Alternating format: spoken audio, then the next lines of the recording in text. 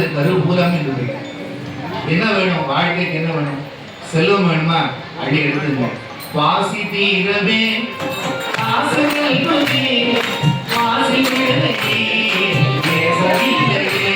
செல்வம் வேணாம் வந்தாச்சு. உடம்பு சரியில்லை, ஒரு மாதிரியா இருக்கு. மந்திரமாவது நீரை பாரவர் நீரை சுந்தரமாவது நீரை துணிக பருவது நீரை தந்திரமாவது நீரை சாயத்தில் உள்ளது நீரை வந்த ஆரவாயா நீரே. வேண்டாங்க, உலகியல் இன்பங்களாக தெரிகிறது. மேலான அந்த பரஞானம் வேணும், சிவஞானம் வேணும். சிவனடியை சென்று சேருகின்ற அந்த உயர்ந்த ஞானத்தை நான் அடைய வேண்டும். திருவாசகம் எடுத்து பாருங்க. நானே ருத்தவம் செய்தேன் சிவாய நமயனே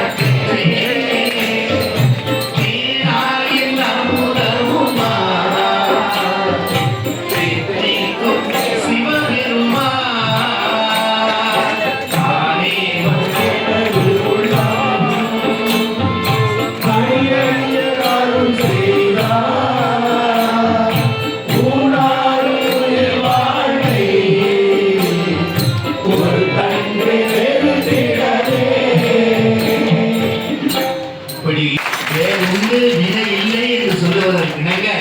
பெருமான் தன்னுடைய ஞான வேளால் அவரை நிறுத்தி இந்த சைவ படையை எழுப்பி இங்கிருந்து துவங்குங்கள் என்று ஒரு கட்டளை இட்டிருக்கிறார். அதை ஆனந்தமாக செய்து கொண்டிருக்கிறார்கள் நம்முடைய அன்பிற்கினிய ஆற்காடு அன்பர்களோடு சேர்ந்து. அம்பலத்தரசரே கூட இருக்கும் பொழுது வேற எதுக்குங்க கவலைப்பட. திரைப்படத்தில் வர வசனமா இருந்தாலும் அது உண்மைதான்.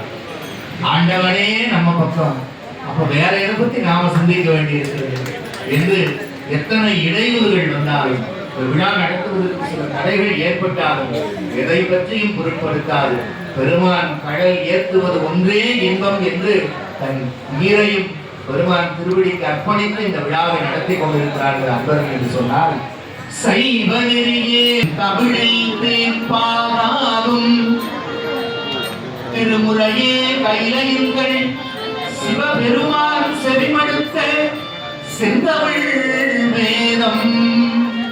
ஒரு கேள்வி வரும், திருமுறை பாடினாத்தான் சிவபெருமான் காதல விடுமா? மற்ற பாடல்கள்லாம் பாடினா சிவபெருமான் கேட்க மாட்டாரா அப்படின்னு ஒரு எண்ணம் வரலாம். அருளாளர்கள் வாக்கு இல்லையா, பாடுன பொருள் இருக்கும். எந்த துதி பாடல் எந்த மொழியிலே எந்த பாவனையிலே பாடினாலும் அது சென்று திருக்கையிலை நாதனுக்கு சேரும், சந்தேகம் இல்லை. தமிழில பாடும் பொழுது அதுவரையும் கண்ணை மூடி தியானத்தில் இருந்த சிவபெருமான் அப்படி கண்ணை தொடர்ந்து சிரிச்சு இப்படி பாப்பார் அடியார்கள். திருமுறையே கைலையுங்கள் சிவபெருமான் செவிமடுத்த செந்தமிழ் வேதம். எந்த அருள் நூலுக்கும் இல்லாத சிறப்பு திருவாசகம்.